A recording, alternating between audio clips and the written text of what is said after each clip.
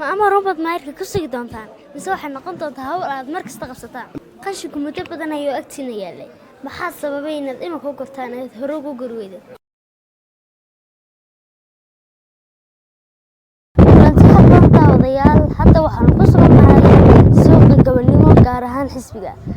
waad aragtaan daawadayaal saan loo nadiifiyay dhulka halkana waxa ka buuxi jiray qashin waad aragtaa maayirkeena cabdikariin axmed mooge aanu dooranay aanu iska soo saarnay si loo nadiifiyay waana u mahad celinaa cidii soo saartay haddana waxaanu sii gudagali doonaa waraysigeennii aan ku waraysanay ololaha nadaafadeed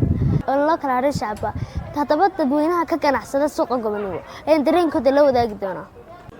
السلام عليكم وعليكم السلام ورحمة الله وبركاته أديكم مكعكم بالله ماما مقعي وقني محمد علي متان أركتها والله نظافة كسعدك مدى هرقيساء وحاد ياد وناكسن أيانو أركا الله باهنا آدنا لوغو باهنا ما يركا عصب يقولها ديغان كي عصب بلابي أيانا أمهدنا قيام هذه لهي بيسكالي يقرأ ونمهد علينيا وناكا أي بلابين sidaaha wadaan shaqadu ay u socoto waayo qofka wanaagsan waa lagu daydaa haddii aan ilaahay iyaga inoo soo dirin lahayna dee xanuunaaba inagu dilaaci lahaa dad badan buu agtiina qashin ku yaalay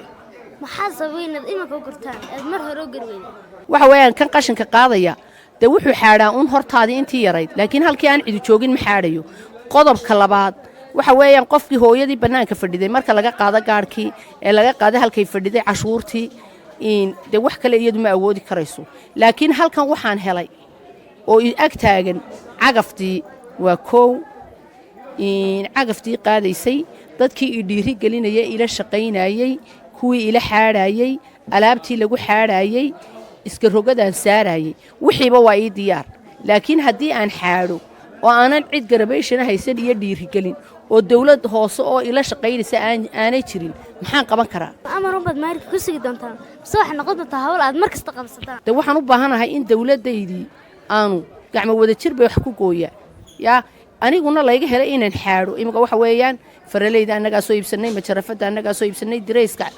aanu xidhannahay magacayagu ku calaamadsan yahay talawadaageenu ku xaadhayna annagaa soo iibsanay intii karaankayaga maanta xusbigii waxaa leeyahay hal la xidho waxaanu ballan qaadnay inaanu albaabada kuwa gelinaya annagoo ururkii talwadaaga gelino marka waxa weeyaan dee meesha ururaba waxaa jira dadyaabo badan caanaladii baa jira hiblilbihii baa jira muusleydii baa jira qof walba hadduu idhaa anna intaasaan xidhaya dawladdiina inteeda xidhato laakiin shakhsi qurihii eedda waxba ma taro iskaashigaasaa loo baahan yahay dawladda dhiirigelintaasaa loo baahan yahay maayar 24 saacadood la helaa loo baahnaa insha Allah ilaahay wuuna siiyey maayar aad ugu tagayso lixda galabnimo helayso isbedel aan qiyaas lahayn baa helay codkii dadkii 26 kun ee u codeeyay ina mooga may qasaarin intii u codeysay isbedelka keenayna jannaan ugu ducaynayna ilaahay jannada ha geeyo maxaa talo dir lahayd maayarka bulshada si maxaad odhanaysaa waxaan bulshada u dirayaa wanaaga iyo waa la iskaga daydaa xumaantana waa la iskaga daydaa haddii dadku xumaan ku jiro meel xun bay la gashaa hadduu wanaag ku jirana meel wanaagsan bay la gashaa qofka wanaagga sameeya wuxuu u baahan yahay dhiirigelin marka waxaan leeyahay muwaadiniinta reer Soomaaliland maayarka inoo horseeday wanaag ee waxa wanaagsan in la tusay aynu garab istaagno السلام عليكم وعليكم السلام ورحمة الله وبركاته adiga magaca ku bilaabay عبد الله علي نور وعبد الله علي نور waxaan ku soo booqanay mahradiisa ku taala suuqa gabanimo ima kana wareysigeena aan bilaaban doonaa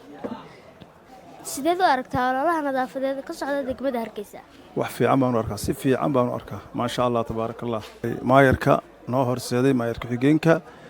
iyo intii kale ee wanaaga ku taageertay alxamdulillah inta ilaahay baa mahad leh laakiin waan u mahad celinaynaa waxa wanaagsan ee la qabtay naguna kamidun baanu nahay shacabka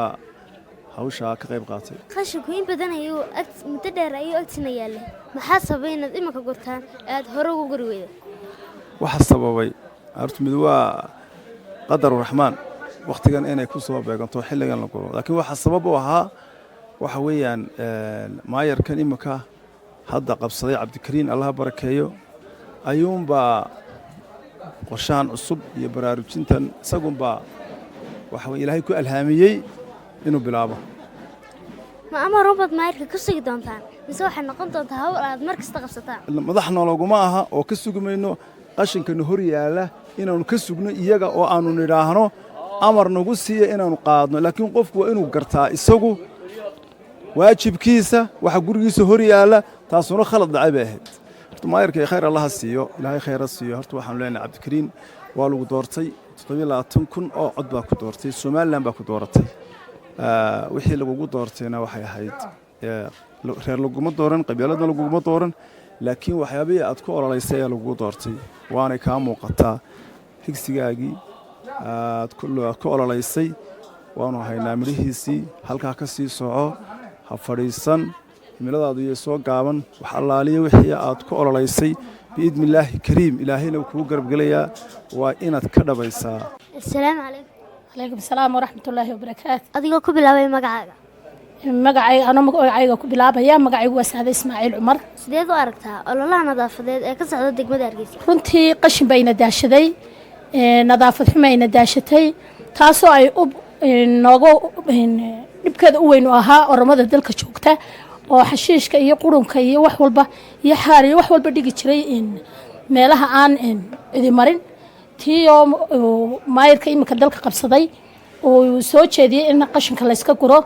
runtii waa guul aad u weyn oo Soomaaliland oo dhan soo hoyatay qashinku muddo badan ayuu agtiina yaalay maxaa sababay inaad imika u gurtaan inaad hore ugu gurweydo horta runtii wax kasta oo la qabanayaaba waxay u baahan yihiin meel laga bilaabo iyo wixii lagu bilaabi lahaa dadka suuqa ka qanacsada waxay u badan yihiin dad danyara oona haysan awood ay ku guraan ama xaq dhaqaalaha noqoto ama xaq qalabbaha noqoto imika waxaanu helnay qalabkii lagu gurayay dhaqaalihii wixii oo dhan Soomaalidan waxay tiraahdaa gacmo wada jir bay wax ku gooyaan marka ma amarudan maayirka ku sugi doontaa se waxay noqon doontaa hawl aad mar kasta qabataan maya waa hawl bilaabantay aan dhammaanayna waayo qashinku intuu waxa la yiri qashinku ku jiro ay cudurku ku jira maxaad fariin u diraysaa maayirkeena Cabdikariin Axmed Moogan maxaad si bulshada oo dhan lahayd maxay ahaydey shakhsi kaliya waxba ma qaban karo waa sidaasoo gacmo wada jir bay wax ku gooyaan qofka bini'aadanka ana si kasta hadduu u wanaagsan yahay iyo si kasta hadduu wax u qabanayo hadduuna haysan bulshadii gacanta qaban lahayd wax la qaban lahayd hadduuna haysan waa qof buu noqonayo waxba ma qaban karo marka bulshada waxaan odhan lahaa maayir hadday tahay madaxweyne hadday tahay dalkeena madaxda aynu adeecno wixii ayna faraan aynu qabanno yaan mucaarad lagu noqonin yaan la dhaliilo loo soo jeedinin waa in wixii la qabsanayaba ay shicibku ka noqdaan koow maayirka Cabdikariin Axmed Moogan waxaan leeyahay maayir wax badan oo ay bulshadii ka horeysay ama madaxdii ka horeysay ay asiibi waayeen bad asiibtay guul baad soo hoysay guusha halka ka sii wad baan ku leenahay halka waxay nagu dhamaaday wareysiga aan ku wareysanay dadkan ku ganacsada suuqa gabanimo waxaanu ka wareysanay ololaha nadaafadeed waaniga muddo madana oo idile tan iyo intaan ku kulmi doono waxaan kaga tagayaa salaanta islaamka assalaamu calaykum waraxmatullaahi wabarakaatuh